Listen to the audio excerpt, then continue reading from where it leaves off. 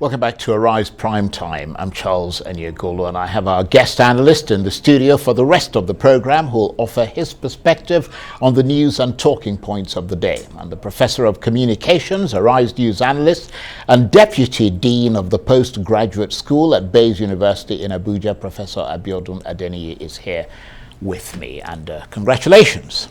Thank you. Thank you very much indeed for joining us. Let's start with Professor Ibrahim's analysis of this big spat between the APC and the PDP. What do you make of it? Well, typically, I thought he was brilliant. You know, he very consistent in his understanding of the nuances of politics. You know, and this is something that we've talked about before. Now, you know, it's just part of the political process. You know, politics can be conflictual actually, because when people are contesting for the same position, you expect that sometimes it's bound to degenerate, you know, and the ability of the contestant to rise above personal attacks, you know, sometimes can be very, very difficult. And that's why we're seeing what we're seeing now. But I think largely it's going to be storm in a teacup that will peter out. It's like something that can be likened to the regular flights. Sometimes the flights can encounter different kinds of cloud. When it is cumulus, it's difficult. When it is cumulonimbus, it's difficult. But when the turbulence is clear air, then of course you know that it will peter out sooner than later. And that's what I think we're going to peter out, given that it's coming from the two candidates and their teams themselves. Very good, Charles. The first time it happened, APC somewhat cashed in on a supposed, what do you call it? A supposed whistleblower coming up with some allegations, you know, and it looks very distracting. It put APC on the defensive, and the onus was now on the APC spokespersons, you know, to even the score. And of course, they did that, irrespective of the intervention of the peace committee. They did that, and in doing that, of course, you could see that they created some kind of wedge against the continuation of that story against Atiku dominating the media. Rather than continue to be on the defensive, they are now sort of created a balance. So in football, you can say that is 1-1 draw, so to say. So what do we expect next? Probably nothing. And overall, Charles, this is coming against the background of the overwhelming atmosphere of politics, and it can happen anywhere in the world. You know, you see contestants calling themselves different kinds of names. Look at the gentleman you just spoke to, the governorship aspirant of candidate in Akwa Ibom State, the PDP candidate. Looks like a gentleman, you know, from his background, like he said, a pastor. For instance, you know, he's that kind of person you expect that by his background and experience, he will have risen above some kind of picadillos and predilections, but so much has been hauled around him. And of course, hear him talk, you will have some kind of conviction that's why some people actually run away from politics. People who cannot stand the heat often want to avoid the kitchen. And the heat in the politics, in the kitchen politics, or in the politics of the kitchen, can actually be very hot, you know. So if you are not really ready, don't get into the place. And I do not know how else we can explain it, you know, how else we can make political process to be very dignifying, because it seems something that can happen, that happens the world over. It's a culture of democracy. It's only in a dictatorship, in an atmosphere of dictatorship, an atmosphere of authoritarianism, that people are not free to express themselves, you know.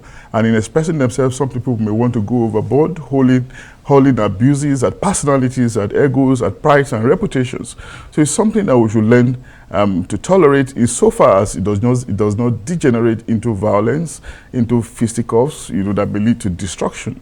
That's the red line that we shouldn't necessarily cross. What about the integrity of the candidates, though? How much does it cast aspersions on that? The innocent mind necessarily shouldn't fear accusations. Accusations will continue to be hurled at you. It does not matter how immaculate you are.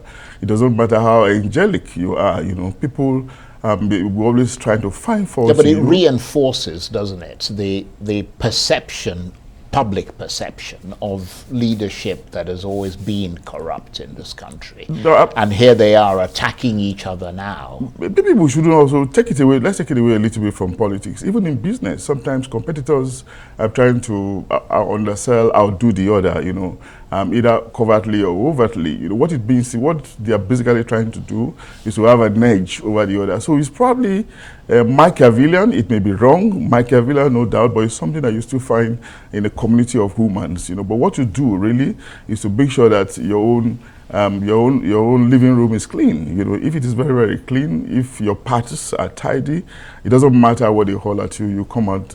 Well, the whole point is that they're both saying that their living rooms are not clean. Well, very unfortunate that the big parties, you know, have come to this level. But the prayer will continue to pray that they will get back to the issues. And I think in another couple of weeks, you know, they should be able to do that. But I am assured that all this is coming up, you know, because the electioneering process, the campaign, so I think is at a crescendo. Right. It's going to blow over. You know, all these court cases we're seeing, with the greatest respect to those who are headed for courts, who have gone to court, really, I think that after the elections, you know, the valve, you know, will have dissolved. And the ship of state will once more be back, you know, after the storm. And is there smoothly. Right. Is there anything about this whole campaign and election process that's left you impressed? Yes, quite impressive. You know, no doubt that we're trying. It's a difficult moment, and we're a growing democracy. We're still evolving. You have some of these downsides that are unsalutary. But the fact that we have sustained it in terms of longevity is commendable. And like I keep saying, what we need to do is to build on the character of our democracy.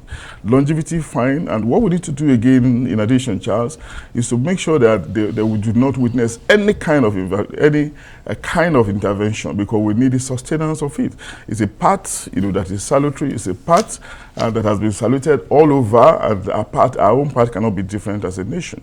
And we know the benefits of democracy, quite incomparable with any other system of government. Even in dictatorship, there are semblances of democracy, where they have things like parliament, representation, etc. You know, they try to parrot it, to copy it in their own way. You know, democracy boosts the self-esteem of citizens. You know, gives them a sense of inclusion, sense of participation.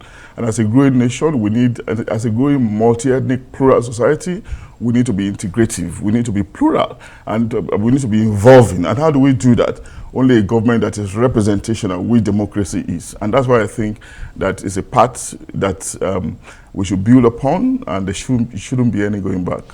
Okay, Prof, thank you as ever. Professor Abiodun Adeniyi is a Professor of Communications, a Rise News analyst, and Deputy Dean of the Postgraduate School at Bayes University in Abuja. Thank you ever so much. Thank you, Charles.